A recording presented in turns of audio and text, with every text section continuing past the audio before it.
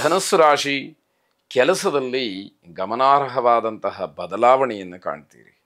ನಿಮಗೇ ಆಶ್ಚರ್ಯವಾಗುತ್ತೆ, ಇಷ್ಟೆಲ್ಲ ಬದಲಾವಣೆ ಆಗ್ತಾ ಇದೆಯಾ, ಆಗತ್ತಾ ಅನ್ನುವಂಥದ್ದು. ಆದರೂ ಕೂಡ ಅದು ಅನುಭವದಿಂದ ತಿಳಿಬೇಕಾದಂತಹ ವಿಷಯ.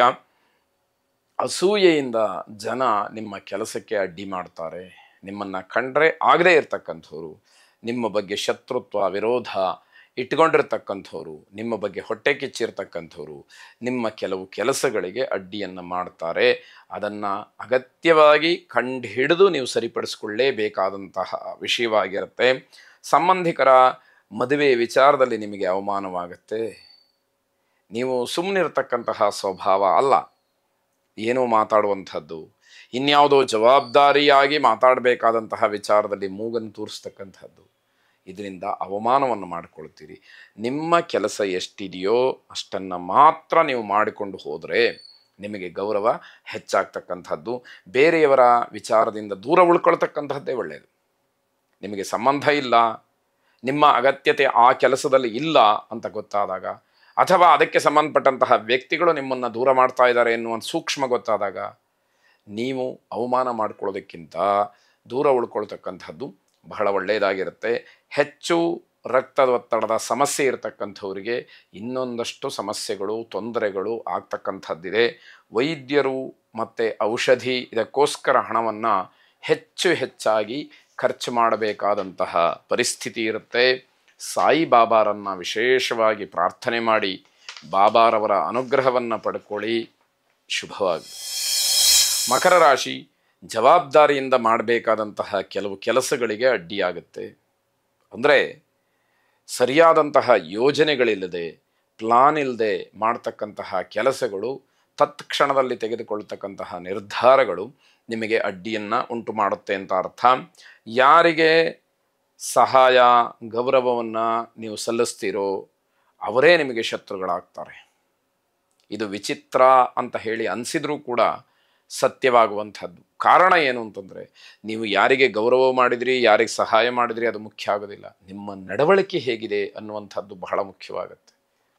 ಅದನ್ನು ಗಮನಿಸಿದಾಗ ನಿಮ್ಮಿಂದ ಎಲ್ಲವನ್ನು ಸ್ವೀಕಾರ ಮಾಡಿದ್ರೂ ಕೂಡ ನಿಮ್ಮ ಬಗ್ಗೆ ಒಳ್ಳೆಯ ಅಭಿಪ್ರಾಯಗಳು ಇರುವುದಿಲ್ಲ.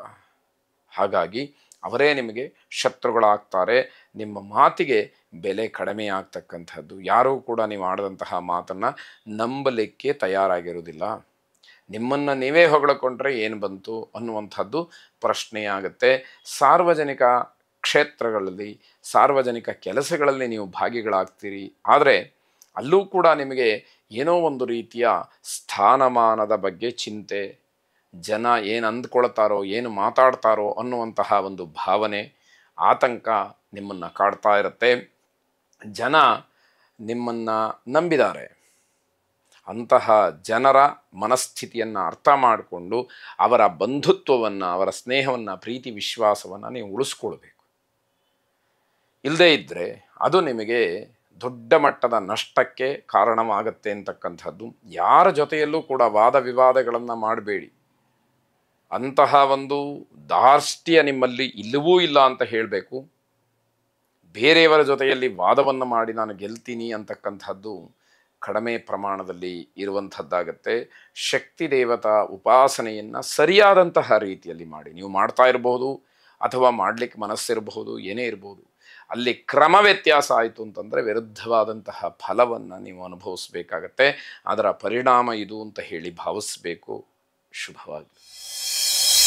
ಕುಂಭರಾಶಿ, ಸಾಂಸಾರಿಕವಾದಂತಹ ವಿಚಾರದಲ್ಲಿ ಬೇರೆಯವರಿಂದ ನಿಮಗೆ ಸಮಸ್ಯೆ ಆಗುತ್ತೆ. ನಿಮ್ಮ ಸಂಸಾರಕ್ಕೆ ಸಂಬಂಧಪಟ್ಟಂತಹ ಶುದ್ಧವಾದ ವಿಚಾರದಲ್ಲಿ ಮೂರನೇ ವ್ಯಕ್ತಿಯ ಒಂದು ಬರುವಿಕೆ, ಮೂರನೇ ವ್ಯಕ್ತಿಯ ಮಾತು, ಅವರನ್ನು ನೀವು ಸ್ವೀಕಾರ ಮಾಡ್ತಕ್ಕಂಥದ್ದು, ಇದೆಲ್ಲವೂ ಕೂಡ ನಿಮಗೆ ಅಡ್ಡಿಯಾಗುವ ಕೆಲಸವಾಗತ್ತೆ. ಅಪರಿಚಿತರ ಬಗ್ಗೆ ಸ್ವಲ್ಪ ಮಟ್ಟಿಗೆ ಜಾಗ್ರತೆ ಇರಲಿ. ಯಾರನ್ನೋ ನಂಬಿ ತೊಂದರೆಗೆ, ಕಷ್ಟಕ್ಕೆ ಸಿಗಾಕೊಳ್ತಕ್ಕಂಥದ್ದು ಬೇಡ. ನಿಮ್ಮ ಕೆಲಸ ಏನಿದೆ ಅದನ್ನು ಬಹಳ ಪ್ರಾಮಾಣಿಕವಾಗಿ ಮಾಡಿ. ಫಲಾಫಲಗಳನ್ನು ಭಗವಂತನಿಗೆ ಬಿಟ್ಟರೂ ಕೂಡ ಪ್ರಾಮಾಣಿಕತೆ ಅಂತಕ್ಕಂಥದ್ದಿದ್ದಾಗ ಆತ್ಮತೃಪ್ತಿ, ಆತ್ಮಸಂತೋಷ ನಿಮಗೆ ಸದಾಕಾಲ ಸಿಕ್ಕುವಂಥದ್ದಾಗತ್ತೆ. ಶಿಕ್ಷಣ ಕ್ಷೇತ್ರದಲ್ಲಿ ಅದಕ್ಕೆ ಸಂಬಂಧಪಟ್ಟ ಹಾಗೆ ಉತ್ತಮವಾದಂತಹ ಫಲಿತಾಂಶ ಇದೆ. ವಿದ್ಯಾರ್ಥಿಗಳು ಅಥವಾ ಅದಕ್ಕೆ ಸಂಬಂಧಪಟ್ಟಂತಹ ಅಭ್ಯರ್ಥಿಗಳು ಬಹಳ ಸಮಾಧಾನವನ್ನು ತಂದುಕೊಳ್ಳಬಹುದು. ತಂದೆ ತಾಯಿಯವರ ಜೊತೆಯಲ್ಲಿ ವಿನಾಕಾರಣ ನಿಷ್ಠುರವಾಗ್ತೀರಿ. ತಂದೆ ತಾಯಿಗಳು ಹೇಳಿದಂತಹ ಮಾತನ್ನು ಕೇಳಲಿಲ್ಲ, ಅವರಂತೆ ನಡ್ಕೊಳ್ಳಿಲ್ಲ, ಅವರ ವ್ಯವಹಾರಕ್ಕೆ ನೀವು ಅಡ್ಡಿ ಅನ್ನುವಂಥದ್ದೆಲ್ಲ ನಿಷ್ಠುರಕ್ಕೆ ಕಾರಣವಾಗುತ್ತೆ. ನಿಮ್ಮದಲ್ಲದೇ ಇರತಕ್ಕಂತಹ ಯಾವ ಕೆಲಸ ಇದ್ದರೂ ಕೂಡ ಅಲ್ಲಿ ಭಾಗಿಗಳಾಗಬೇಡಿ. ಅಲ್ಲಿ ನೀವು ಮೌನಕ್ಕೆ ಶರಣ ಹೋಗ್ತಕ್ಕಂಥದ್ದು ಅಥವಾ ತಟಸ್ಥ ನೀತಿಯನ್ನು ಅನುಸರಿಸ್ತಕ್ಕಂಥದ್ದು ಇದೆಯಲ್ಲ, ಅದು ನಿಮ್ಮ ಗೌರವವನ್ನು ಹೆಚ್ಚು ಮಾಡುತ್ತೆ. ಹಾಗಾಗಿ ನಿಮಗೆ ಗೌರವ ಸಿಕ್ಕಬೇಕು ಅಂತಾದರೆ ಸುಮ್ಮನೆ ಇರತಕ್ಕಂಥದ್ದು ಒಳ್ಳೆಯದು ಅಂತ ಅರ್ಥ. ಲಕ್ಷ್ಮೀನಾರಾಯಣರನ್ನು ವಿಶೇಷವಾಗಿ ಪ್ರಾರ್ಥನೆ ಮಾಡಿ, ಲಕ್ಷ್ಮೀನಾರಾಯಣ ಹೃದಯ ಸ್ತೋತ್ರವನ್ನು ಶ್ರವಣ ಮಾಡಿ ಶುಭವಾಗಿ. ಕೊನೆಯದಾಗಿ ಮೀನರಾಶಿ, ನಡ್ಕೊಂಡು ಹೋಗ್ತಾ ಇದ್ದಂತಹ ಕೆಲವು ಕೆಲಸಗಳು ತತ್ಕ್ಷಣದಲ್ಲಿ ನಿಂತು ಹೋಗ್ಬೋದು. ಅದು ವ್ಯಾವಹಾರಿಕವಾಗಿ, ಔದ್ಯೋಗಿಕವಾಗಿ ಏನೇ ಇರಬಹುದು. ಆ ಕೆಲಸ ನಿಂತು ಅಂತಾದಾಗ ತುಂಬ ಮನಸ್ಸಿಗೆ ಆಘಾತವಾಗ್ತಕ್ಕಂಥದ್ದು. ಸಹೋದರ ವರ್ಗಕ್ಕೆ ಅಥವಾ ಸಹೋದರ ವರ್ಗದಲ್ಲಿ ತೊಂದರೆಯಾಗ್ಬೋದು. ಅಣ್ಣ ತಮ್ಮ, ಅಕ್ಕ ತಂಗಿಯರ ಮಧ್ಯದಲ್ಲಿ ಏನೋ ಒಂದಷ್ಟು ಸಮಸ್ಯೆಗಳು, ತೊಂದರೆಗಳು ಅವರಿಗೆ ಕಾಣುವಂಥದ್ದಾಗತ್ತೆ. ಹಣದ ವಿಚಾರದಲ್ಲಿ ಕುಟುಂಬದಲ್ಲಿ ಒಂದು ರೀತಿಯ ಅಶಾಂತಿ, ದುಡ್ಡು ಕಾಸಿನ ವಿಚಾರ ಬಂತು ಅಂತಂದರೆ ಮನೆಯಲ್ಲಿ ಜಗಳ ಅಥವಾ ಶಾಂತಿ ಕಳ್ಕೊಳ್ತಕ್ಕಂಥದ್ದು ಇವೆಲ್ಲ ಆಗತ್ತೆ. ಸರಿಯಾದಂತಹ ಲೆಕ್ಕಾಚಾರವನ್ನು ಇಡದೇ ಇರತಕ್ಕಂಥದ್ದು, ಹಳೆ ಯಾವುದೋ ವಿಷಯವನ್ನು ತೆಗೆದು ಜಗಳ ಮಾಡ್ತಕ್ಕಂಥದ್ದು ಇವೆಲ್ಲ ಮುನ್ನೆಲೆಗೆ ಬರುವಂಥದ್ದಾಗತ್ತೆ.